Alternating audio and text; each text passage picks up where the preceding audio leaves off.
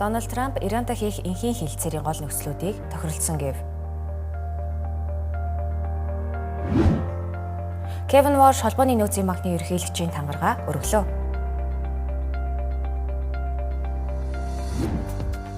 Meta форум нэртэй бие даасан аппликейшн гаргаж байгаагаа зарлав. Хятад улс сарлуу хүн илгээх бэлтгэл болгож сансрын нисгчээ 1 жилийн хугацаатай хөрвөлөө. Өглөөний мэндийг хүргэж үзэгчтэй Тэнгэрл үзийн ажлын ихэнх хөтөлбөрийн даваа гарагийн дугаар эхэлж байна. Өнөөдөр надтай студид хамт Мажигсрын болон Номын Эрдэнэ мөн Совднаар ажиллаж байна. Тэгэхээр Америк нэгдсэн улсын ерөнхийлөгч Дональд Трамп энэ амралтын өдрүүдэд Ираны дайны тохиролцоонд хүрсэн гэдэг мэдээллийг өөрийнхөө сошиал медиа платформороо дамжуулан мэдгэлээ. За яг одоо Америк нэгдсэн улсын томоохон хилэлцээр хийж байгаа төлөөллүүд Ираны талуудтай бол хилэлцээр хийж байгаа. За энэ хилэлцээр томоохон ахиц гарсан гэдгийг бол амралтын өдрүүдээр зарласан байна. За үүнтэй холбоотойгоор Орон улсын хоолой нээгдэх ийм боломж бололцоо үүслэ гэдэг ийм хүлээлт хөрөнгийн зах зээл дээр яг үүсээд байна. За үүнтэй холбоотойгоор томоохон индексүүд өсөлттэйгээр даваа гарагийг бол эхлүүлж байна. Тэгэхээр Мажигаас асуухад ер нь Дональд Трампын хийж байгаа хилэлцээрт ямар ахицууд гарсан болоод хөрөнгийн зах зээлээр ийм томоохон хүлээлт үүсэж байна. Тэгэхээр ерөнхийдөө бол үндсэндээ тохиролцоонд хүрсэн гэдэг мэдээллийг бол гаргасан байгаа. Тэгэхээр энэхүү хилцээр нь холбооны бүгд найрамдах Иран улс, Америк нэгдсэн улс болон бусад зуучлагч орнуудын хооронд хийгдэж байгаа харилцан ойлголцсны сан бичиг дээр суурилж байгаа гэж ойлгож байна. За хилцээрийн гол зүйл заалтууд юу байсан бэ гэхээр мэдээж саяганаагийн ярьсанчлан Ормозын хоолой нэг тухай. За дэлхийн газрын нийслэлийн нийлүүлэлтийн 5-1 дамждаг энэхүү стратегийн чухал зам болох Ормозын хоолойг ямар нэгэн татвар хураамжгүйгээр олон улсын тээвэрт нээх. За дараагийнх нь гал зогсоох хугацаа сунгах буюу одоо байгаа гал зогсоох дэглэмийг 60 хоногоор сунгаж, за энэ хугацаанд талууд дайныг албан ёсоор зогсоох болон бусад нарийн ширийн зүйлийг одоо эцэслэн шийдвэрлэнэ гэсэн. За дараагийнх нь эдийн засгийн хоргийг зөөлрүүлэх буюу Иран улс газрын тосоо чөлөөтөө борлуулах боломжтой болох бөгөөд за хилийн чандад зарцаагдсан байгаа 25 тэрбум долларын хөрөнгийг чөлөөлөх асуудал бас яригдж байна. За мөн Иран улс за цөмийн зэвсэг болон баллистик пуужингийн хөтөлбөрөд хязгаарлах талаар 30-аас 60 хоногийн дотор хилцээ хийхээр энэхүү хилцээрийн гол заалтуудад бол тусагдсан байгаа. Тэгэхээр одоогийн нөхцөл байдал ер нь цаашаа цаад бэршээл юу байгаа вэ гэхээр мэдээж бас зөрүүтэй мэдээлэлүүд байна. За Трамп хилцээр амжилттай болно гэдэгт итгэлтэй байгаа мэдэгдсэн ч гэсэн Ираны талаас бол ялангуяа исламын хувьсгалт одоо гвардита ойр одоо их сурвалжуудын мэдээлж байгааруул Ормозын хоолойг өөрсдийн хяналтад хിവэр үлдээхийг шаардж байгаа. За мөн Америк нэгдсэн улсын мэдээллийг бодит байдалд нийцэхгүй гэж үзэж байгаа юм. За мөн хилцээрт Пакистан улс гол зуучлагчаар ажиллаж байгаагаас гадна за Сауди Араб, Катар, Египт, за Турк, Арабын нэгдсэн Эмират зэрэг орны одоо удирдагчид идэвхтэй оролцож байгаа. За Америк нэгдсэн улсын зарим бас бүгд найрамдах намын гишүүнд болон Майк Помпео зэрэг улс төрчид за энэхүү хилцээрийг Иранд хит их буулт хийсэн гэж бас шүүмжилж байгаа маань. Тэгэхээр ер нь бол хилцээрийн эцсийн хувилбар болон дэлгэрэнгүй мэдээлэл ойрын хугацаанд тодорхой болох төлөвтэй байгаа. За хэрэг тохиролцоонд хүрч чадахгүй бол Трамп Иранд дахин цохилт өгөхөд бэлэн байгаа бас сануулсан хിവэр байгаа юм нөхцөл байдалтай. Тэгэхээр яг Ираны энэхүү нөхцөл байдалтай холбоотойгоор нэгэн шуурхай мэдээлэл Азийн зах зээл дээр орж байна. Nikkei 225 индекс бүх цаг үеийн дээд ханшаа авчихсан байна. Тэгэхээр Nikkei 225 индекс яг одоогийн байдлаар 2.7%-аар огцон өсөлттэйгээр нэгдэж анх удаа 65,000 нэгжийг давлаа. За энэ талаарх мэдээллийг дэлгэрэнгүй өргөхээр Совда студид ажиллаж байна.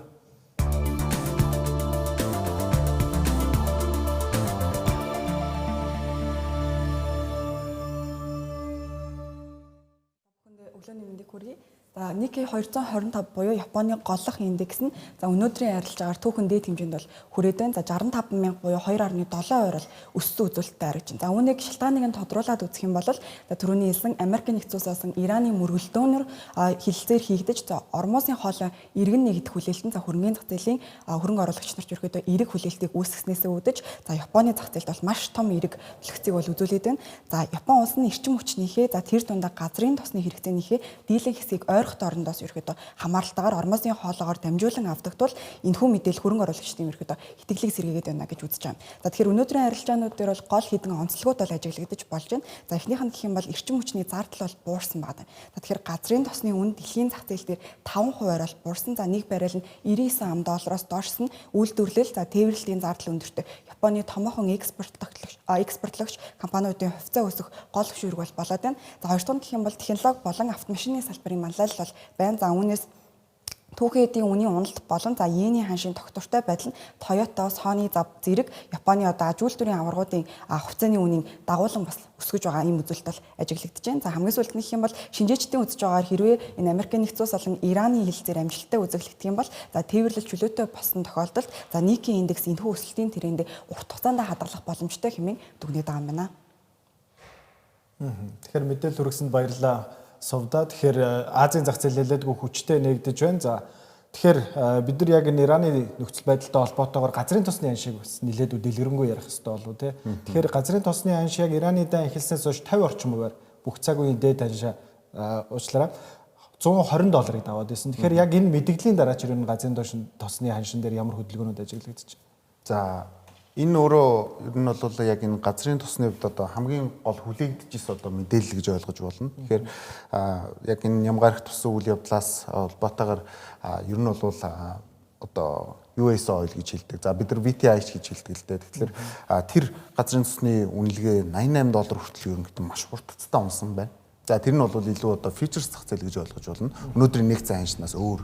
За тэгэхээр Нямгаргийн үдээс хойштоо бол эргээд $93 хүртлээр бас өссөн ийм нөхцөлийг бид нар харж болохоор байна л да. Тэгэхээр үүний мэдээж хамгийн гол одоо давуу тал нь гэх юм уу те одоо энэ үйл явдлын хамгийн гол давуу тал нь бол яг энэ хөрөнгө оруулагч талаас хүмүүст бол нэлийн мэдээлэл тодорхой болж байна гэж ойлгож байна. За урд нь бол энэ нөхцөл өөрөө яг хаашаа үргэлжлэх нь тодорхойгүй, ямар хугацаанд үргэлжлэх нь тодорхойгүй байсан учраас үүнийг дагсан за одоо макро эдийн засгийн үзүүлэлтүүд хүртэл одоо савлах ийм хүчин зүйл болоодсэн шүү дээ. Тэгэхээр энэ одоо үйл явдал болсноор бол эдийн засгт ямар нөхцлүүд бүрдэх вэ гэдэг асуудал маш чухал болж байгаа. За нэгдүгээрт бол одоо инфляцийн дарамт бол одоо буурах юм одоо нэг одоо шалтгаан нь болж байгаа.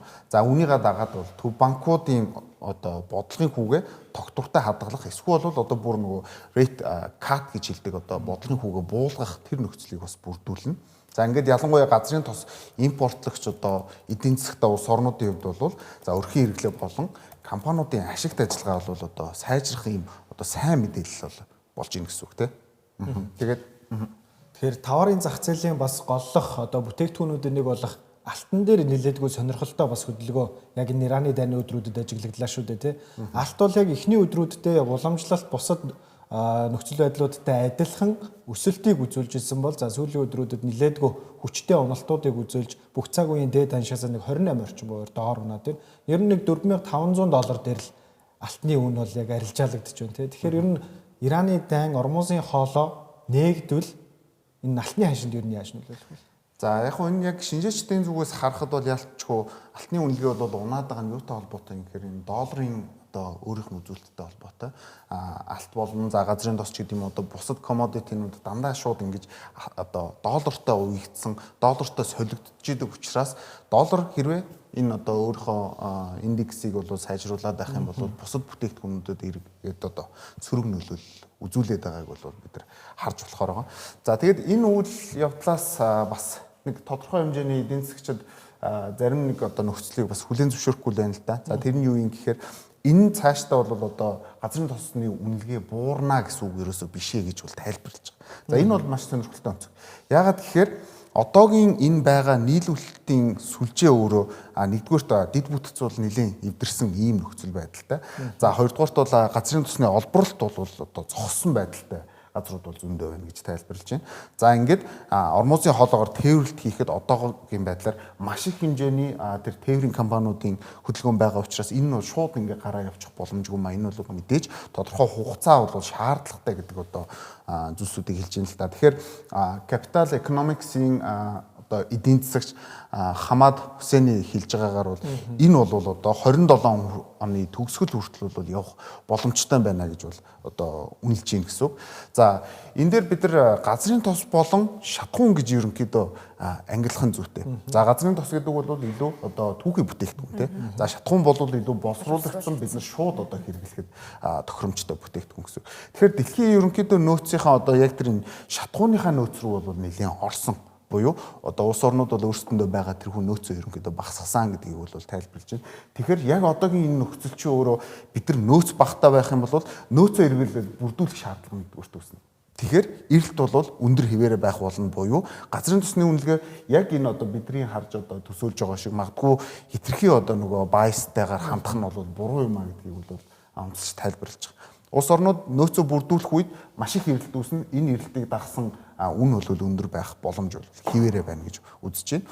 За түүнээс гадна боловсруулах үйлдвэрүүд дээр бас нэлээд том асуудлууд гарсан байна л да. Ялангуяа бас байгалийн хий дээр. Байгалийн хий дээр. Тэгэхээр боловсруулах үйлдвэрүүд өөрсдөө яг хүчин чадлаараа ажиллаж чадахгүй байх юм бол хэдийгээр одоо газрын тос байгаа боловч нөгөө одоо бүтээгдэхүүн болгох, эцсийн бүтээгдэхүүн болгож гаргах нь өөрөө асуудалтай гэж бол тайлбарлаж байгаа. За жишээ дурдах юм бол Soft Pars одоо gas field гэж байдаг. Тэгэхээр энэ одоо нийт Ираны одоо байгалийн хий нийлүүлэлтийн 70 орчим хувийг дангаараа гаргадаг одоо ийм компани шүү дээ. Тэгэхээр яг энэ компани дээр бол одоогийн байдлаар бол 12% одоо нийлүүлэлтийн сүлжээн дээр бол хомсдол үүсэж байгаа буюу одоо ямарваа нэгэн байдлаар бөмбөгтөлтөнд одоо өртсөн ч байд юм уу те. Бүтээгдэхүүнийг бол нийлүүлж чадахгүй ийм нөхцөл үүссэн. За хоёрдугаарт бол бид нар урд нь бас тайлбарлаж ирсэн Харк Арл гэдэг байгаа тийм. Энэ Харк Арл нь бол Ираны газрын тосны нийт экспортын 90%-ийг дангаараа одоо тээвэрлэдэг, терминалаараа дамжуулж тээвэрлэдэг ийм одоо арал байсан шүү дээ. Тэгэхээр энэ дээр бол маш их хэмжээний бөмбөгтөлтүүд бол явсан. Тэгэхээр түүнтэй холбоотойгоор яг энэ тээвэрлэлтийн асуудал бол өөрөө асуудал болж байна гэж бол тайлбарлаж байна. За энэ дан ганц бас Ираны асуудал биш байгаа тань л да. Мэдээж Иранаас бол эргээд Сауди Араб дээр цогцолт өгжсэнийг бид нэр тайлбарлаж ирсэн. Тийм бус улсууд дээр байгаа. Тэгээд энэ дээр бол хамгийн том өртсөн орнуудын нэг бол Сауди Араб байгаа. Тэгэхээр Сауди Араб бол өдөрт дунджаар 550 мянган баррел одоо юуг газрын цэсийг одоо юу одоо эцсийн бүтээгдэхүүн болгож исэн бол энэ бол одоо буурсан байна. За үүнээс гадна Qatar Energy гэж маш том байгалийн хий боловсруулагч компани байж байгаа. Энэ компанийн хувьд өөрсдийнхөө одоо 20 орчим хувийг ерөнхийдөө тэр байгалийн хийг одоо боловсруулах одоо хүчин чадлаа алдсан. За энийгээ дагаад бол 5-аас 10 жилдээ бид нар энэ хүү засварыг бол хийхээр болж байгаа гэдгийг бол тайлбарлажсэн. Тэгэхээр яг одоогийн бидний энэ харж байгаа нөхцөл бол бид нар шууд ингээд газрын тос гэхээс илүүтэйгээр яг тэрийг одоо хэдийн хугацаанд өөрчлөх юм те ямар хугацаанд энэ өөрөө боломжтой болж одоо илүү нийлүүлэлтийг одоо хүргэх вэ гэдэг нь хамгийн том асуудал болж байна л да. Яг одоо хөрөнгө оруулагчдын ажиглаж байгаа зүйл тэгвэл одоо газрын тосны яг бодит ханшиг хаана тогтоох вэ гэдэг дээр л ер нь гол анхаарлаа төвлөрүүлж байгаа гэж ойлгож болох нь тийм. Нөгөөтэйгөр бас одоо нийлүүлэлтийн хувьд одоо нийлүүлэлтийн гинжийлэхний хувьд тээвэрлэлтийн зардал нэлээдгүй нэмэгдсэн асуудал бас гарсан тийм. За Ормозын хоолоогоор дамжин өнгөрдөг байсан танкрууд за бүр Африк твийг тойрж за улмаар одоо тээвэрлэлтийн хугацаанд дунджаас нэг 16-аас 32 хоног хүртэл нэмэгдсэн гэдэг юм мэдээлэлүүд гарсан. За үүнтэй холбоотойгоор зардал нь $1 сая нэмэгдсэн гэдэг. Тэр энэ дээр ер нь ямархуу өөрчлөлтүүд гарах бол улмаар яг нөгөө нэг энэ асуудал чинь инфляцийг өдөөгд байгаа асуудал болоод байгаа шүү дээ. Тэгэхээр дунд хугацаанд ер нь инфляцийн айдас баг зэргийг намжих төлөв байна уу? Тий. Ер нь бол инфляц юутай холбоотой гэдэг вэ гэхээр хэрэглэгчдийн яг энэ сэтгэл зүйтэй нэлээд холбоотой асуудал байдаг. Хүмүүс юм нөөцлүүлэх юм бол инфляц илүү их одоо үүсэх нөхцөл болж идэг. Тэгэхээр яг хоо энэ дээр олон улсын эрчим хүчний агентлагийн мэдээлж байгаагаар бас нэг зарим нэг тоо мэдээллүүд байна л да. Brent газрын тос дээр бол яг одоо энэ ондоо бол ерөнхийдөө 26 оны төгсгөл гэхэд бол яг одоогийн байдлаар энэ 90 одоо 2-3 дээр байна уу те. Тэгэхээр энэ дүн бол 89 хүртэл буух боломжтой гэж. Нэг их том хэмжээгээр буухгүй байна гэсэн үг. Тэгэд 27 гэхэд бол эргээд $79 буюу өмнөх дайны өмнөхөөс бол нэг 10 орчим хувиар 20 орчим хувиар бол өндөр үнэтэйгээр эргэж одоо өмнө буух боломжтой байна гэж тайлбарлаж байгаа. Тэгэхээр эндээс бид нар яг нэг зүйлийг юу харах юм гэхээр миний хувьд бол одоо илүү санал болгох юм юу юм гэхээр энэ тээврийн компаниуд дээр нэлээд том сонирхол үүсэж байгаа. За тээврийн компаниуд яаж байгаа юм гэхээр одоо яг нэг хэсэгтээ нөгөө ажилгүй байгаад 2 сарын хугацаанд зогсолт хийцэн байсан компаниудын хувьд бол санхүүгийн тайлан бол асар хүндрэлтэй байсан. Тэгэхээр одоо эргээд тээвэр сэргийж эхлэхийн цагт бол энэ одоо компаниуд дээр илүү одоо боломжууд үүснэ гэж бол харж болохоор байгаа. За үүн дээр бол нэгэн одоо тодорхой компаниг бас яг цохон тэмдэглэмээр байгаа. За тэр нь юу юм гэхээр Катарын Накилат гэдэг одоо маш том одоо тээврийн компани байдаг. Энэ компани одоо хувьцааны үнэлгээ өнгөрсөн баасан гарагт 3.8%-аар шууд маш хүчтэй өсөж байгаа жишээтэй. За үүнээс гадна Golar LNG гэдэг компани байна ч гэдэг юм уу. Ер нь бол яг энэ тээвэрлэлтийн компаниуд дээр бол одоо бид нар магадгүй хөрөнгө оруулагч зүгээс бол анхаарлаа хандуулахад бол маш таатай үе ирж явах боломжтой гэдгийг бол бас хэлхэн зүйтэй байх л та. Тийм байна. Тэгэхээр яг Ираны энэ дайны өдрүүдэд бол Америк нэгдсэн улсын инфляц бол 3.3% хүртэл өссөн бол за Европын холбооны инфляцийн таамаг 2.6-аас 4.4% хүртэл өснө гэдэг таамаг л бол дэвшүүлсэн байна. Тэгэхээр яг энэ Ираны дайн, Ормузын хоолой, за мөн ойрхон орнуудад болж байгаа энэхүү хямрал манай Монгол улсын эдийн засагт ер нь хэрхэн яаж нөлөөсөн талаарх мэдээллийг өргөхөөр студид манай Сувда ажиллаж байна. Тэгэхээр энэ оны 2 дугаар сарын 28-ны өдрөөс эхэлсэн за Иран болон Америк нэгдсэн улсын мөргөлдөөнөөс үүдэлтэй олон улсын энэхүү хямрал нь манай улсад за тодорхой хэмжээгээр шууд болон шууд бүс нөлөөллөг бол хэд хэдэн суугуудаар бол үзүүлээд байна. За тэгэхээр хамгийн эхлээд гэх юм бол дэлхийн газрын төсний за гол зангилаа болох Ормузын хоолойн гацалтан за манай улсын шатгууны үнийн хөрөгдөлт өндөр одоо хуваар бол нөлөөлөд байгаа. За тэгэхээр сүүлийн 2 сар гаруйгийн хугацаанд за дотоодын зах зээл дээр AI92 шатгууны үн болон за дизель түвшний ханш шаттаараа л нэмэгдсэн. За уул уурхайн салбар болон хөдөө аж ахуй за мөн тээврийн салбарт зардлыг ихээхэн хэмжээгээр бол өсгсөн байгаа байна. За дараагийнх нь гэх юм бол олон улсын тээвэр логистикийн зарлууд тогтсон нэмэгдсэн нь за манай улсын импортын хүнс, барилгын материал за эм тарианы өртөгийн дунджаар 15-аас 20% бол хөөрөгдсөн байна. За тэгэхээр улмаар дотоодын жилийн инфляцийг 10.1% хүрэх гол шалтгаан болсон. За ялангуяа өргөн хэрэглээний хүнсний бүтээгдэхүүний үн одоо хамгийн өндөр хуваар өссөн. За өрхөдийн одоо сарын дундаж орлогот ч юм уу те худалдаа авах чадварт бол хамгийн хэмжээгээр бол дарамт болж нөлөөлж байгаа. За тэгэхээр дараагийнх нь болохоор Монгол банкны инфляцийн энэхүү хөөрөглийг тогтоон барих за төгрөгийн ханшийн тогтвортой байдлыг хамгаалах үүднээс за мөнгөний бодлогын хүүг өндөр түвшинд хадгалахаас өөр сонголтгүй бол нөхцөл байдлыг үүсгэж байгаа юм. За тэгэхээр үүний уршгаар за арилжааны банкуудын зээл олголт хумигдаж за бизнес эрхлэгчдийн эргэлтийн хөрөнгийн зардал бол нэмэгдээд байгаа юм. За тэгэхээр эдийн засгийн энэхүү ерхий өсөлт одоо сарах эрсдэл бол нүүрлээд байна. За тэгэхээр засгийн газрын зүгээс бол шатгуун болон за гол нэр төрлийн бүтээгдэхүүнүүдийн хомсдол үүсэхгүй байх за үнийн огцон хэлбэлцлийг зөөлрүүлэх зорилгоор ерөөдөө шуурхай ажлын хэсгийг байгуулан ажиллаж байгаа. За гэхдээ гадаад зах зээлийн энэхүү тодорхойгүй байдал нь манай улсын одоо макро эдийн засгийн тогтвортой байдалд ойрын саруудад бол хамгийн томоохон одоо сорилт болох нь бол баталгаатай байна гэж шинжээчд ерөөдөө анхааруулад байгаа юм байна. Тэгэхээр баярлалаа Сувда. Тэгэхээр үргэлжлүүлээд анхаарах хөдөлгөөний хэсэг хүүгээр өндөрлөж байна. За үргэлжлүүлээд бид өнөөдрийн онцлог зочинтойгоо ярилцах болно. Манай Тэнгэр телевизийн сэтгүүлч Цэндмаа өнөөдөр Бээжингээс холбогдож байна.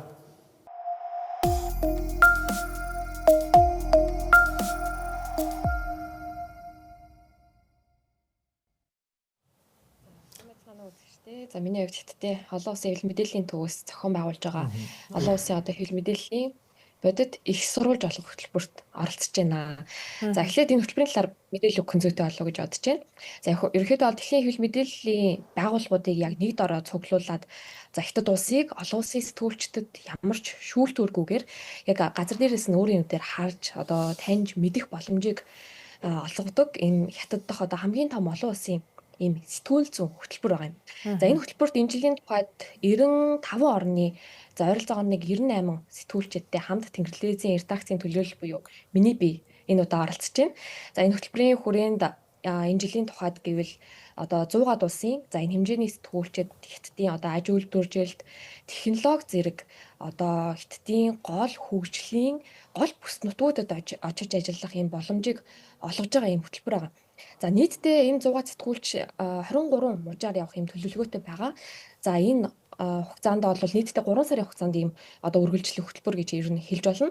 За энэ хугацаанд одоо хятадын өнгөрсөн хугацааны шинжилэл, өнгөрсөн хугацаанд бас энэ ядуурлыг бууруулсан туршлага, өндөр одоо технологийн компаниуд дээр одоо газар дээр нь очиж танилцаж шууд одоо мэдээ сурвалжлага бэлтгэх ийм боломжоор хангаж байгаа ийм хөтөлбөр гэж ерөөхдөө ойлгож байна. За миний хувьд өнгөрсөн 5 сарын 11-нд ирсэн байгаа. Ерөөхдөө бол 2-7 хоног болчихно. За ингээд 2-7 хоногийн хугацаанд энэ 100-аад орны сэтгүүлчдийн дунд ороод одоо ингээд ярилцаад, танилцаад явж явах хугацаанд уур амьсгалын хувьд миний зүгээр мэдэрсэн өнцгөөс үнэхээр халуун талаа ийм уур амьсгал мэдрэгдсэн. За яагаад вэ гэвэл энд зөвхөн Аз биш, Латин Америк, Африк, за Евраз, бусад Африкийн орнуудаас одоо ирсэн сэтгүүлчид бид нар баг өглөөний цай уухдаа өдрийн хоол гэл бүхэл одоо цаг хугацаанд хамт байгаа. Тэгээд энэ хугацаанд бид нар өөрсдийн орны одоо улс төр, эдийн засаг, соёлын одоо сонио очныг хуваалцж байна. За ингээд 14 оны хугацаанд миний хамгийн том анзаарсан зүйл нь гэвэл бидний дунд одоо айрс өнгөч гэдэг юм уу те шашин шүтлэг улс төрийн одоо үзэл баримтлалын хувьд ямар ч одоо зөрчил ерөөсөө олж харагдсангүй. Харин ч одоо яг дэлхийд дахиад одоо өрнөж байгаа тогтворгүй байдал мэдээллийн одоо дайн дунд хэвлэл мэдээллийн хэрэгсэл өөртөө яаж одоо ер нь холбогч гүүр болох ёстой вэ гэдэг дээр энэ 100 сэтгүүлчид нэгдэж чаддаж байна уу гэж л олж харлаа. Тэгээ энэ хөтөлбөрийн тухайд ярих юм бол өнгөрсөн 12 жилийн хугацаанд 140 одоо улс орноос нийтдээ 1000 орчим сэтгүүлчдийг хамруулсан байт юм байлаа. За энэ жилийн тухайд юу нь яг гол онцлог юм бэ гэхээр 2026 он бол одоо Хятадын одоо үндэсний эдийн засаг за нийгмийн хөгжлийн 15 дугаар 5 жилийн төлөвлөгөөний анхны жил болж байгаа учраас бас энэ хөтөлбөртөө уялдж байгаа юм болов уу гэж миний хувьд олж харсан л та. Тэгэхээр миний нэг сонирхож байгаа үнцэг юу вэ гэхээр барууны хэвлэл мэдээллийн одоо харах өнцгөр л одоо бүгд намрагцад ард улсад болж байгаа үйл явдлуудыг бид ихэвчлэн мэдээлэл ихсруулж болгож авдаг. Тэгэхээр за яг бодит байдал дээр бол одоо тэр бидний өмнө нь ихсруулж болгож авдаг байсан мэдээлэл за тэгээ яг бодит байдал хоёрын дунд хэр их зааг ялгаа байна. Ер нь очиод хамгийн түрүүнд одоо Хятадын талаарх ямар хэвшмэл ойлголтод бас эвдэгдэв. За миний анзаарснаар бол ерөнхийдөө гадны хэвлэлүүд Хятадын талаар улс төрийн хүрээнд хийхтэй мэдээлэл дамжуулдаг юм шиг харагдтыг. Тэгээд энд ирсэн одоо хугацаанд гэвэл Хятадын дотоодын амьдралын нөхцөл байдлыг илүү яг ойроос нь олж харлаа л да. Ялангуяа бидний хувьд одоо яг Renmin University of China буюу Хятадын ардын их сургуулийн кампусээр байрлаж байгаа. За яг Хятадын одоо юу гэдэг хаагдмал хаалттай ч гэдэг юм уу тийм өнцгөөс хүмүүс хардсан бол энд ирээд байх хугацаанд энд яг суралцж байгаа оюутнуудын одоо байгаа байдал маш нээлттэй англиар чөлөөтэй бас ярьж гин гадны сэтгүүлчдтэй бас соёл одоо дэлхийн цаашдын чих хандлагын талаар маш нээлттэй ярилцж байгаа санагдсан л та. За хоёрдугаар гэвэл бас технологийн хөгжил нь гадны хэвлэлүүдийн мэдээлэлтгээс өөрөөр буюу яг ингээд иргэдээс нь харахад энэ хятад улсад хиймэл оюун ухаан одоо технологийн дэвшлэр дамжуулаад яаж одоо хүний амьдралыг хөнгөвчилж байна вэ гэдэг яг өөрөө ойроос харлаа л да. Ялангуяа энд одоо бэлэн мөнгөний огт хэрэглээ бүр байхгүй, кредит карт хэрэглэхээс одоо бүр мөсөн бас татгалцсан. За бүх зүйлийг ганцхан одоо утасныхаа ганцхан QR кодоор шийддэг. Ерөнхийдөө хаас сайгүй одоо роботууд үйлчилж байна гэдэг юм уу те. Технологийн хувьд бусад одоо улс орнуудтай харьцуулахад AI технологич гэдэг юм уу одоо илүүтэйгээр нэвтрүүлээд иргэдийнхэн амьдралыг яг энэ технологиор дамжуулан одоо хөнгөвчилж байгаа юм болов гэж бас олж харлаа л та. Тэгэхээр очиод бас 14 оны хугацаа өнгөрсөн байна. Сая хэлж гэн өглөөний цайндаа за өдрийн хоолндоо гээд бусад одоо 95 орны сэтгүүлчтэйгээ байнга хамт байгаа гэж. Тэгэхээр бас маш олон зүйл шинээр сурч мэдж байгаа. Тэгэхээр сэтгүүлчүүний хувьд бас чиний хувийн зорилго юу байна? Өөртөө бас ямар зорилт тавьсан байна? Одоо эдгээр 3 сарын хугацаанд. Тэгэхээр дэлхийн одоо бас 100-аад орны 100-аад сэтгүүлчдтэй ингээ мөр зэрэгцэж суралцж байгаагийн хувьд маш их хүлээлттэй байна. За нэгдүгээрт гэвэл мэдээллийг бас халуун цэг дээрээс нь дэлхийн хэмжээний бас үйл явдлыг сурвалжлах ур чадварт суралцж байна гэж харж байна л та. Намайг энэ хөтөлбөрт одоо хамрагдаад ирсэн хугацаанд Америк нэгдсэн улсын ерөнхийлөгч Дональд Трамп, за Орос улбаны улсын ерөнхийлөгч Владимир одоо Путин нарын Хятад дахь айлчлалуудыг бас дэрэгдээс нь харах боломж олцсон бас маш их баяртай байгаа. Тэгээд цаашдын зорилго гэвэл одоо энэ түүхэн одоо цаг үеийг Бээжингийн төвөөс, олон улсын өнцгөөс бас олон улсын бусад хэвлэл мэдээллийн байгууллагууд ер нь хэрхэн харж сурвалжилж байна вэ гэдгийг бас яг дэрэгдээс нь бас олж харлаа. Хоёрт нь гэвэл бас олон улсын медиа одоо энэ сэтгүүлчидтэй нетворкинг үүсгэх бас маш том боломж юм уу гэж харж байгаа юм. За энэ дээрээ ганцхан одоо зөвхөн Хятадаар хязгаарлагдахгүй 90 гаруй орны 6 сэтгүүлчтэй хувийн болоо одоо мэргэжлийн бас холбоо тогтоогоо цаашид олон улсын хэмжээний ийм хамтарсан сурвалжлага төслүүдийг хэрэгжүүлэх бас суур бас тавигдж байгаа юм болов уу гэж миний хувьд маш том хүлээлтийг бас үүсгэж байгаа. Тэгэхээр ажиллагаа төгсвөл маш товчхон нэг асуулт асууя. За бусад орны сэтгүүлчид ер нь ажиллах арга барилын хувьд ямар байна? Бас нэлийн зүйл ажиглаж байгаа байх. Ялангуяа одоо хиймэл оюуны хэрэглээ болон за сошиал медиагийн хурцтай хувьсэл дунд тэд нар яг ямар арга барилаар ажиллаж байгаа шүү? Бас юуг нь сурмаар юм байна? Нийтлэг нэг зүйл байна. За дэлхийн одоо ерөнхийдөө бүх хэвлэл мэдээллийн байгууллагууд хиймэл оюун болон одоо сошиал медиа гэсэн ийм хоёр том давлгаан дунд яаж оршин тогтнох вэ гэдэг одоо том тэмцэлтэй тулгарч байна л та. Тэгээд бусад орнуудын одоо редакцуудын туршлагаас харж одоо суралцах бас хэд хэдэн арга барил байна уу гэж харсан л та. За энэ Ренмийн их сургуулийн хувьд болохоор сэтгүүл зүйн юм бас хөтөлбөрийн үйл ажиллагааг явуулдаг. За бусад орны одоо медиа одоо удирдлагуудтай хийсэн бас уулзалтууд олон уулзалтуудыг энэ өнгөрсөн хугацаанд хийлээ. Ингээд харах юм бол бас хөгжингөө орнуудын редакцууд AI-ыг сэтгүүлчдийн одоо ажлыг бас булаах гэхээс илүүтэй өдөр тутмын одоо техникийн ажлыг хөнгөвчлөх гол туслахаа болгож ийн үл гэж олж харлаа л та. Ялангуяа одоо юу гэдгийг сэтгүүлчид одоо гар аргаар боловсруулахад олон хоног зарцуулах байсан одоо маш их датаг AI-аар уншуулад за статистик мэдээллэгч гэдэг юм уу хурдан хугацаанд гаргаж авах замаар бас дата сэтгүүл зүг шин шатанд гаргасан юм болов уу гэж олж харлаа. Мөн мэдээлэл боловсруулах, за орчуулга хийх явцад бол бас энэ AI технологиг бас энэ бусад хэвлэл мэдээллийн байгууллагууд маш ихээр ашиглаж байна. Яаж ашиглаж байна гэхээр за олон хэлээр зэрэг мэдээлэл цацдаг томоохон агентлагууд AI технологиг ашиглан за мэдээгээ бараг хэдхэн секундын дотор ганцхан өөрсдийн улс орны хэл дээр биш бусад одоо маш олон улс орны хэл дээр шууд бараг ингээд хөрвүүлээд олон нийтэд мэдээлэлээ цацж байгааг бас олж харлаа л та. Тэгээд суралцах зүйл айгүй маш олон байна. Тэгээд цаашид бас хугацаач их байна. Энэ хугацаанд бас олон зүйлийг сурж мэдэх болов гэж бодож байна. Бас миний хувьд бас яг одоо хятадын урд зүгтээдэг анхиу гэд мужруу бас хөдөлгөөд яг аян замдаа гаргаад байж гэн. Тэгээд хөтөлбөрийн хүрээнд бол өнгөрсөн 7 хоногийн дөрөвдөд нээлтэн насан болвол яг албан ёсоор хөтөлбөрийн арга хэмжээ өнөөдрөөс эхэлж байгаа. Тэгээд бусад орны сэтгүүлчид маань бас тал тийшээ тараад ерөнхийдөө ажлаа эхлүүлээд явж байна. Тэгэхээр Зидмада цаашдын сурлага болон за хийж бүтээж бүх ажилд нь амжилт хүсье. Тэгээ сайн яваарай. Бидэнтэй холбогдож мэдээлэл өгсөнд баярлалаа. За баярлалаа.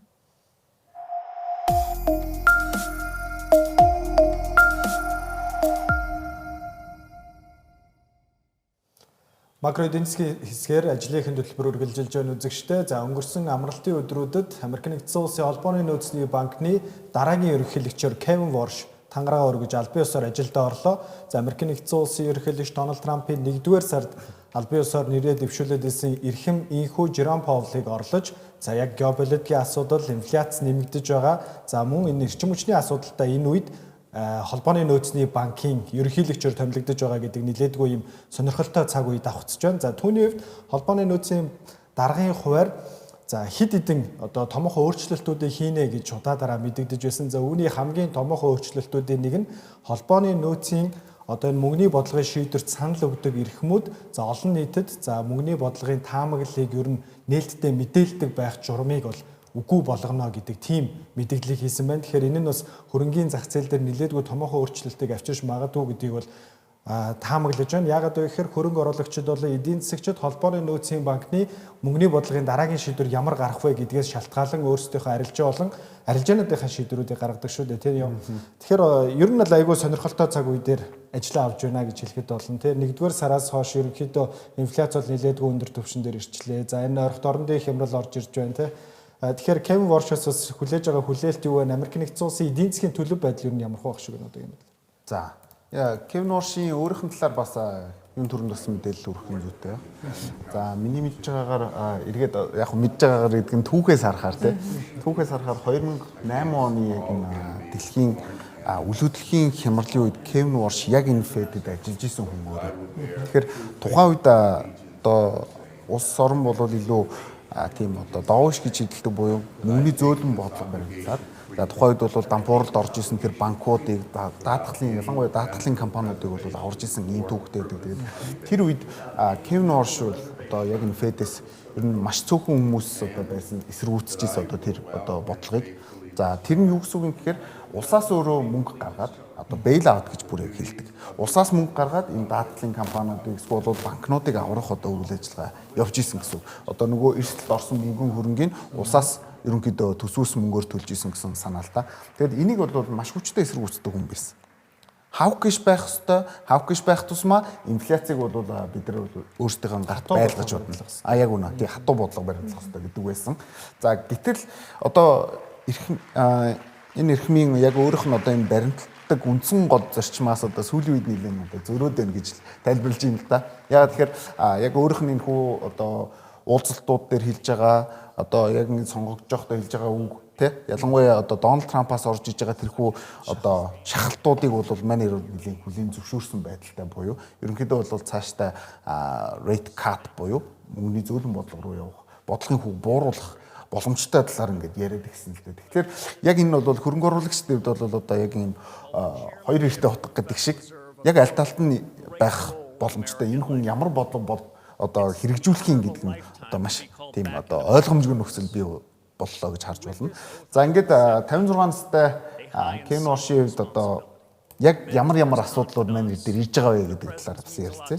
За бодлогын хүүг огцом ерөнхийдөө бууруулахыг бол засгийн газар шаардж байгаа буюу Дональд Трамп шаардлага өргүүлж байгаа. За энэ бол нэгдүгээр дарамт бол байх болно. За хоёрт бол инфляцтай хэрхэн тэмцэх талаар одоо дотроо хуваагдсан яг одоогийн холбооны нөөцийн сан явж байгаа гэсэн. Тэгээ сүүлийн шийдвэр дээр харагдлаа яг үнэ тий. Урд нь ерөөсөө ийм одоо хуваагдал ерөөсөө харагддаггүй байсан болов энэ удаад сүүлийн шийдвэр дээр бол харьцангуй бас эсэргүүцэж байгаа тал олонтой болж гисэн гэсэн. За хоёрдугаарт бол энэ Федийн хуваагдал байна. За гуравдугаарт бол саяны миний дурддаг бодлогын хүүг нэмэх үү хасах уу гэдэг дээр одоо яг хүлээлттэй байгаа энэ одоо хөрөнгө оруулагчдын. За ялангуяа институт одоо хөрөнгө оруулагчид буюу их хэмжээний мөнгөтэй одоо тэр сангууд ч юм уу те эдгээр бол одоо илүү одоо лобби хийх гэж оролдоно. Илүү одоо хүмүүсийг мэдээллээр одоо дарамт болж орж ирнэ гэдэг. Ерөнхийдөө бол нэг ийм 3 том дарамт бол тус эрхэмдэр бол яг ирж байгаа. За ингээд өнгөрсөн баасан гарагт болсон тэр ёслолын үеэр бол Дональд Трамп бас нэг үг хэллээ л дээ. Кевнийг бол бүрэн хараат бус ажилласаа гэж би хүсэж байна гэж хэлж байгаа. Гэхдээ над руу ч битгийхаар одоо бусад хүмүүс рүү ч битгийхаар өөрөө шийдвэрээ би дааж гаргах. За энэ дээр нь бол одоо би бол тэр бүх одоо боломжийг нь өгнө гэдэг одоо санааг хэлсэн байна л да. Тэгээд бид нар тэгээд төгсгөлд нэг ийм үг хэлсэн. Бид нар инфляцийг зогсоохыг бол ерөнхийдөө хүсэж байгаа. Гэхдээ Америкийн агуу байдлыг ерөөсөө зогсоож болохгүй маа гэдэг үгээр тэр одоо илтгэлээ дуусгачихж байгаа. Тэгэхээр ерөнхийдөө бол энэ юуг илэрхийлж ийм гэхээр илүү их одоо дарамт орж иж байгаа гэдгийг ерөнхийдөө харуулсан үйлдэл боллоо гэж яг шинжээчд маш олон байдлаар нь одоо тайлбарлаж байна те. За ингээд юуны одоо яг энэ ёслолын арга хэмжээний дараагаас бол нэг сонирхолтой зүйл болсон. За би нэг бол илүү дэлгэцэн дээр та бүхэнд тайлбарлаж харуулъя. За бидний энэ хүү харж байгаа зураг бол Америкийн нэгдсэн улсын 2 жилийн одоо бондын хүүгийг өгөөч гэсэн үг. За бидний харж байгаа яг энэ одоо өнгөрсөн баасан гаригаас одоо харах юм бол энэ хүү нөхцөл байдал бол маш хүчтэй өссөн байгааг бол харж болохоор. За энэ бол 2 жилийн бондын өгөөж. За тэгвэл 10 жилийн бондын өгөөж энэ дээрээс илүү хүчтэйгээр бас уналтыг үзүүлж гисэн гэсэн. Одоо зөрж байгаа нөхцөлийг бол бид нар харж байна. Тэгэхээр бондын өгөөж ерөнхийдөө зөрнө гэдэг нь юу гэлтэгдэг вэ гэхээр богино хугацаа болон урт хугацаанд дах тэрхүү эрсдэл бол өөр болж байгаа гэдгийг харуулж байна. За тэр ч байтугай бүр 30 одоо жилийн бондын өгөөж бол яг энэ хүү нөхцлөөр бол маш хүчтэй унсан байгааг харж байна. Тэгэхээр энэ дээрээс бондын өгөөж ер нь бууна гэдэг нь юу гэлтэгдэг вэ гэхээр хүмүүс илүү худалдаж аваад илүү их итгэлтэй болж байгаа. За магадгүй нөгөө талдаа эдийн засгийн асуудал үүсэх боломжтой болж байгаа. Тийм учраас илүү одоо баталгаатай хөрөнгө оруулалтыг хийж байгаа. Тийм учраас худалдаж авах болгонд одоо энэ хүү бондын өгөөж буураад байгааг бол бид нар харж байна. Гэтэл яагаад богино хугацаан дээр бондын өгөөж өсвөө гэдэг асуудал чинь өөрөө маш чухал болж байгаа гэсэн. Тэгэхээр ер нь бол нөхцөл байдлыг юу гэж харж болох юм гэхээр богино хугацаанд бондын өгөөж өснө гэдэг нь бол хүмүүс илүү зарах сонирхолтой буюу Америкийн нэгдсэн улсын 2 жилийн хугацаатай бондыг хүмүүс зарж ийна гэж харж болох нь урт хугацаатайг нь илүү худалдаж авч байгаа гэдгийг бол харж болохоор. Тэгэхээр энэ дээрээс одоо ер нь бол энэ хоёр зөрнө гэдэг нь бол юуг харуулдаг юм гэхээр богино хугацаанд бол Америкийн нэгдсэн улсын бол эдийн засаг магадгүй асуудалтай байж болох юм. Гэхдээ тус эрхэм яг гарснараа урт хугацаанд хэрэгжүүлэх бодлого нь бол өөрөө зүв байх юм гэдгийг бол ерөнхийдөө харуулж байгаа. Ийм одоо нэг үндсэн дохио болж байна гэж харагдахаар байна. Тэгэхээр энэ хоёр бол бас зөрдөг нь өөрөө маш сонирхолтой юм цөөхөн тохиолддог асуудал та. За яг эдийн засаг дээр үнэхээр хямрал болох нь тодорхой болж байгаа үед бол зөрж байгаа ийм асуудлууд үүсдэг. За магадгүй одоо юу гэдэг бидний төсөөлж байгаагүйгээр цоо шинээр нэг ийм асуудал үүсдэг. За коронавирус бол яг ийм асуудлыг бол үүсгэж ирсэн. Ийм үед бид бол ерөнхийдөө зүрхийн хандлагатай. Тэгэхээр яг одоогийн байдлаар бол Америк нэгдсэн улсын инфляц 4 сар 3.8%-тай. За мөн ипотекийн зээл бол 30 жилийнхэн 7.5%-тай. Энэ нь бол сүүлийн 9 сарын хамгийн дээд түвшин. За инфляцийн хувьд бол сүүлийн 3 жилийн дээд түвшинд ирсэн ба. За үүнээс гадна хэрэглэгчийн итгэлийн индекс буюу Consumer Confidence Index гэдэг байдаг. За энэ индекс бол бүх цаг үеийн хамгийн доод түвшиндөө буюу за 2007-8 оны санхүүгийн хямрал тий. За мөн одоо 2001 оны одоо 9 сарын 11-ний халдлага гэдэг ч юм уу тий. За мөн Орос Украины дан ковид цар тахлаас илүүтэйгээр за хэрэглэгчдийн эдийн засагт болон зах зээл дээр итгэж байгаа итгэл улам бүр доошлцсон байна гэсэн үг тий. Тэгэхээр яг энэ индекс бас юуг илэрхийлж байгаа вэ? За тийм Consumer Confidence Index гэдэг бол ерөнхийдөө энэ одоо leading indicator гэж хэлэгддэг буюу хүмүүсийн итгэлийг илүү их судалдаг ийм шинжлэх ухаан л та. Шинжлэх ухаан юухаа судалгаа тий. Тэгэхээр энэ дээрээс гарч байгаа дүгнэлт гэсэн үг. Тэгэхээр энэ ер нь бол сүүлийн жилүүдэд буюу 2020 оноос хойш бол маш хүчтэй буусан. Тэгээд энэхүү буусан нөхцөл нь юу юм гэхээр ер нь бол ковидоос болоод инфляц үүснэ, инфляцаас болоод хүмүүсийн хэрэглээн зарцуулж байгаа мөнгөний хэмжээ ихсэн тий энийгээ дагаад бол эдийн засаг мудна гэдэг л ерөнхий нөхцөлийг бол харуулж байгаа. Тэгээд Wall Street дээр болохоор бас нэг ийм нөхцөл байгаа. Fed гэдэг байгууллага байгаа. Fed гэдэг бол холбооны нөөцийн сан. Холбооны нөөцийн сан өөр дээрээ одоо өрийг хоримтлуулах асуудал яригддаг. Өр хоримтлуулна гэдэг нь юуг хэлж байгаа юм гэхээр одоо засгийн газрынхаа гаргасан бондыг өөрсдөө төв банк нь өр дээрээ худалдаж авах ч гэдэг юм уу. Яг одоогийн байдлаар бол энэхүү өр бол 6.7 их 80 ам долларын үнэлгээн дээр хүрчихсэн байгаа буюу төв банк нь тийм хэмжээний өртөө байна гэсэн үг. За ковид босны дараагаар бол энэ хэмжээ бол 9 их 80 хүртэл өсөж исэн. За ингээд ковидоос хойшоо хугацаанд бол мөнгөний тэлэх бодлого баримтлаад маш их хэмжээгээр өр төв банк нь худалдаж аваад байсан гэсэн үг шүү дээ. Тэгэхээр энэ нөхцөл бол харьцангуй бас 6.7 болтол буурсан боловч энэ эргээд одоо Жером Паулийн үед бол өсөх хандлага руугаа орж исэн.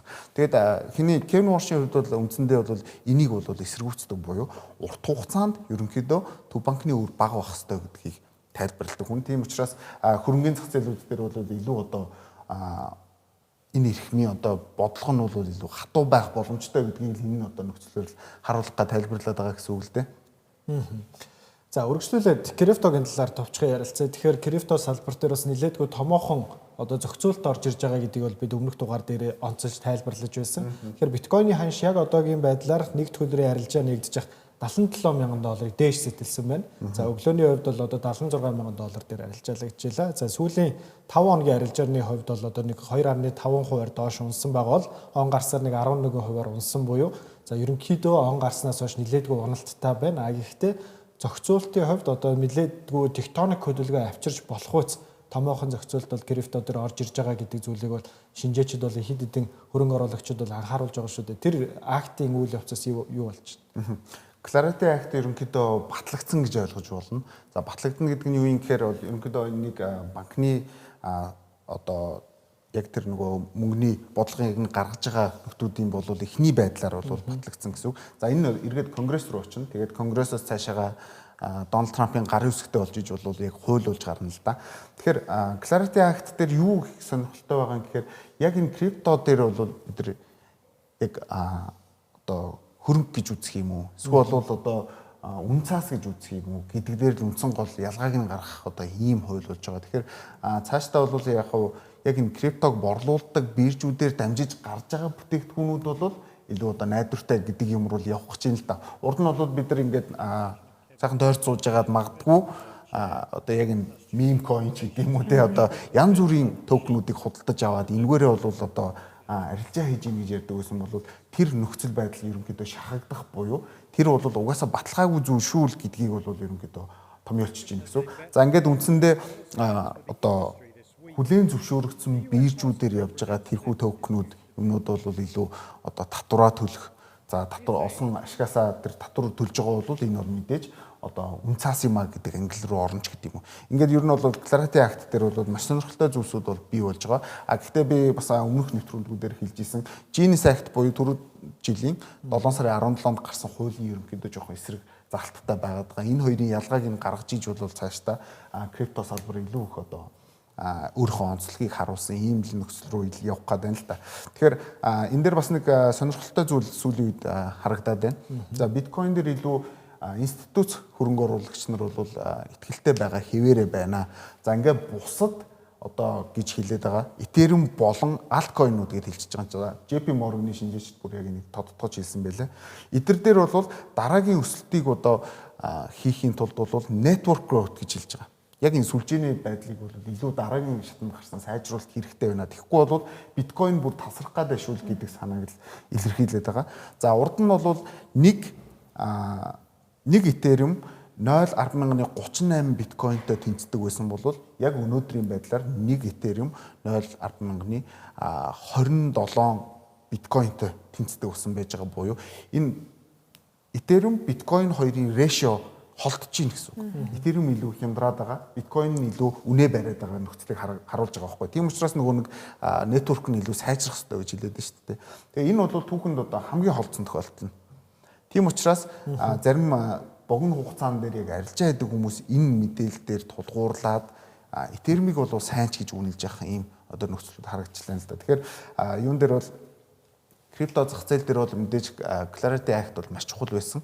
За ингээ өнгөрсөн баасан гарагт одоо болсон одоо тэрхүү хууль уучлаарай пүрэв гарагч шүү баталсан тэрхүү хуулийн нөхцлөөр бол за ингээд ямар ч гэсэн тодорхой хэмжээний сайн одоо үйл ажиллагаатай гэх юм уу те цаана юм шийддэг ийм токенууд койнууд бол илүү одоо баталгаатай болж байгаа маань. За бусд нь бол илүү зах зээлээс арчигдахад их ойрхон болж ийн л гэдэг л ийм л дүгнэлтрүүл явж ийн л да. Тийм ээ. Тэгэхээр крипто дээр маш том өөрчлөлт орж ирж байгаа маань. За энэ хүү өөрчлөлтийг бас дараагийн нэвтрүүлгүүдээр бид илүү дэлгэрэнгүй тайлбарлах болно. Ажлын ихэнх хөтөлбөр энэ хүрээд төр завсарлаж байна. Хэсэг хугацааны дараа шинэ мэдээлэлтэйгээр эргээд уулзъя.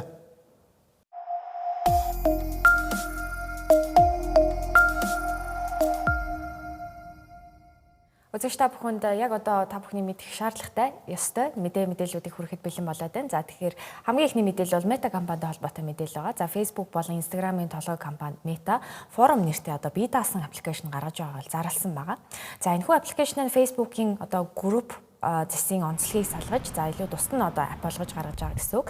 За илүү хилэлцүүлэх төвлөрсөн ийм холбоортой байх юм байна. За уг мэдээ цацагсныг хамгийн сонирхолтой нь яг ижил төрлийн одоо ийм хилэлцүүлэг өрөөндөг Reddit компани хувьцаа одоо биржийн арилжааны явцад 6% хүртэл буурсан ийм одоо үйл явдал болсон. За мөн хөрөнгө оруулагчид Meta-гийн асар их хэрэглэгчийн одоо бааз Reddit-ийн ирээдүйн өсөлтөд аюул учруулах болшгүй гэж үзэж байгаа.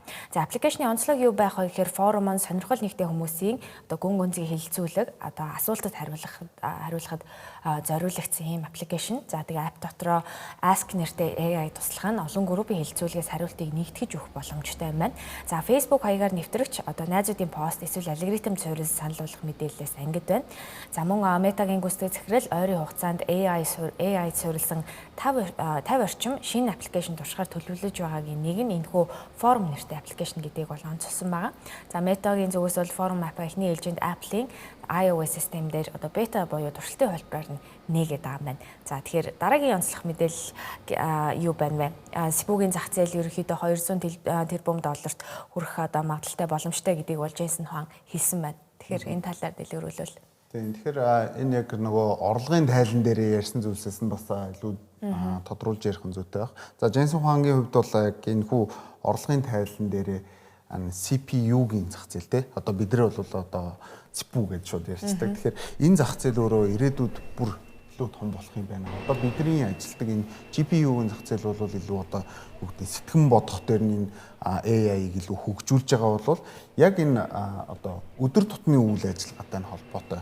За agentic AI гэж хэлээд байгаа. Тэгээ бүр одоо бидний харуул бол одоо чатбот ч гэдэг юм уу те. Эдгэрийн илүү ажиллагаан дээр илүү шаардлагатай юм байна. CPU гэдгийг бол илүү одоо тодтогч өглөө л дээ. Тэгэхээр энэ зах зээл дээр ямар ч гэсэн 200 тэрбум долларын зах зээл байгаа юм байна гэж тайлбарлаад өөрсдийнхөө бас бүтээгдэхүүнийг танилцуулж байгаа. Тэгэхээр ганаа бас энэ дээр бас нэг мэдээлэлтэй байгаа. Vera CPU те.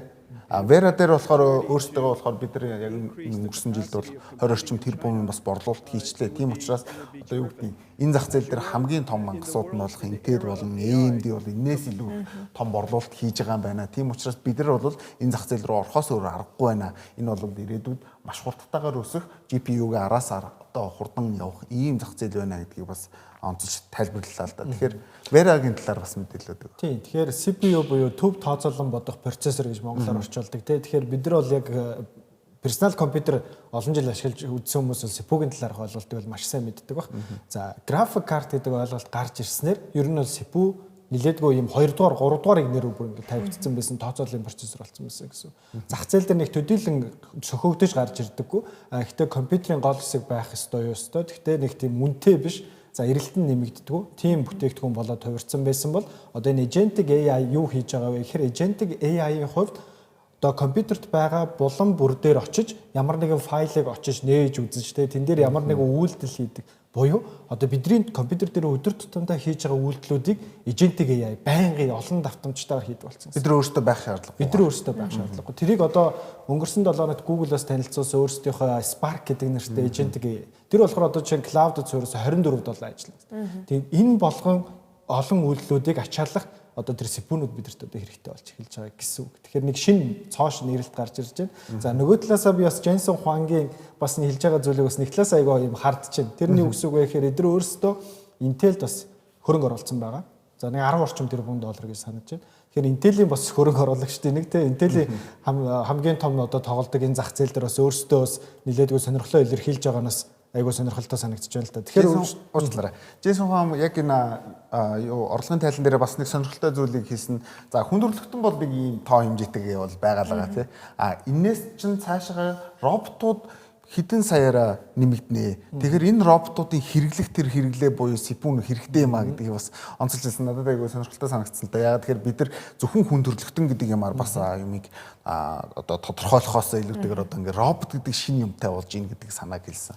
Тийм байна. Тэгэхээр яг энэ айгуу сонирхолтой том зах зээл нэгдэж байгаа гэдгийг бол Jensen Huang өөрийнхөө байр суурийг бол өнгөрсөн 7 хоногт илэрхийллээ. Зарим энэ амралтын өдрүүдээр SpaceX компани болон бүгд хамтдад ард улсын сансрын нисгчид сансарлуу дахин нислээ. За SpaceX компани Starship бүлгийн 12 дахь туршилт энэ 5 дахь өдөр зохион болсон байгаа. Тэгэхээр туршилтын хувьд бол яг одоогийн байдлаар нэг 30 орчим Starlink-ийг бол өөрсдийнхөө сансрын орчинд бол амжилттайгаар одоо хүргэсэн ч гэсэн одоо номхон далайн хэсэгт бол энэтхийн далайн хэсэгт бол одоо пуужин газар дах үедээ осолдож дэлбэрэлт үүссэн гэдэг юм мэдээлэл байна. За Elon Musk яг энэхүү туршилтыг бол за хүндрэлтний өмнө хийгдэж байгаа хамгийн том амжилтуудын нэг гэдгийг бол өөрсдөө X хуудаснаа аль бие усаар хийж мэдгдсэн байна. За SpaceX компанийн хувьд бол одоогийн байдлаар 75 тэрбум долларын үнэлгээд зах зээлийг босгох зорилготойгоор 2 их 80 долларын үнэлгээтэйгээр бол хөрөнгө оруулалт татна гэдэг ийм IPO-ийн мэдээлэл байгаа. Тэгэхээр энэ IPO хийхийнхаа өмнө хийж байгаа хамгийн том туршилтуудын нэг нь энэ байлаа. За үүний дараачаар хэдхэн цагийн өмнө бүгд хамтдад ард улсын нисгчид бас сарлуу нислээ шүү дээ. Сансарлуу нислээ тий. Тэгэхээр яг одоо сансрын өрсөлдөө яг эд өрнж байгаа энэ цаг үед бол хятад бас нэг том нүүдэл хийлээ. Тодорхойлбол тэд Tiangong нэртэй өөрсдийн одоо сансрын станцад бүтэн 1 жилийн хугацаатай ажиллуулахаар энэ хөлгийг хөргөсөн байгаа. Энэ хөлгийн нэр бол Shenzhou 23 гэсэн нэртэй. За маш нэг сонирхолтой баримт нь юу вэ гэвэл багийн бүрэлдэхүүнд Хонконгийн цагдаагийн байцааг часан Ли Жиян багтсан байгаа. Тэгэхээр тэр бол одоо хятадын сансрын хөтөлбөрт оролцож байгаа Хонконгоос гаралтай анхны ийм сансрын нисгч болж байгаа гэдгээр бас онцлогтой. За тэгээд энэ хөлгийг хөөргөд яг ямар одоо даалгавар биелүүлэх вэ гэхээр Shenzhou 23 хөлгийн сансрын хог хаягдлаас хамгаалах сайжруулсан цонхны хамгаалцтай бөгөөд за Tiangong одоо станцтай анх удаа автомат за одоо шууд залгагдах ийм шинэ гормыг ийм турших юм байна. За тэгээд энэ бол мэдээж сарлуу одоо Америкийн нэгдсэн улстай хийгдэх одоо маш том өрсөлдөөний нэг алхам болж байгаа. Сарлуу хэлэх хуралдаанд бол Америкийн нэгдсэн улс 2028 оныг одоо зорилттой хугацаагаа болгон сая Artemis одоо 2 хөтөлбөрийн одоо сарыг тойроод ирсэн ийм туршилтын нислэгийг үүсгээд ирсэн байгаа. Тэр бол бас мөн ижил зорилготой сарн дээр бааз байгуулж яг урт хугацаанд одоо тэнд одоо хүн амьдрах болох хэсгийг за цаашлаа дангараг руу нисгээд энийг дамжин өнгөрөөцөг одоо болох боломжтой хэсгийг мэтчлээ ингээд одоо зорилтуудыг тавиад байгаа. Тэгэхээр яг энэ цаг мөчид бол хятад бол ийм одоо алхам хийлээ. За ийхүү өнгөрсөн амралтын өдрүүдэд бас сансрын технологид бас 2 томоохон үйл явдал болж өнгөрлөө. За харин нэвтрүүлэг явж байгаа хооронд Азийн зах зээл ногоон нэгдэж байна. За Nikkei 225 индекс $65,000 дээшээ давж дахин 301-ийг дээшээ давж одоогийн байдлаар ханш нэгдснээс хойш 3 орчим хувиар өсөд байгаа бол за Хансен болон Шанхай индексүүд мөн ногооноор нэгдэж байна. За энэ 7 өдрийн хувьд Ормозын хоолой дахин нэгдэж байгаатай холбоотойгоор Азийн зах зээл инхүү ногоор нэгдэж байна. За ажлын ихэнх хөтөлбөрийн даваа гарагийн дугаартай хамт байсан та бүхэнд баярлалаа үзэгчдээ. Студид Можигсрын болон Номын Эрдэнээр та бүхэнд хөрөнгөний зах зээл технологийн салбарт болж байгаа хамгийн сүүлийн мэдээлэл хүргэлээ. Анхаарлаа тавьсан баярлалаа.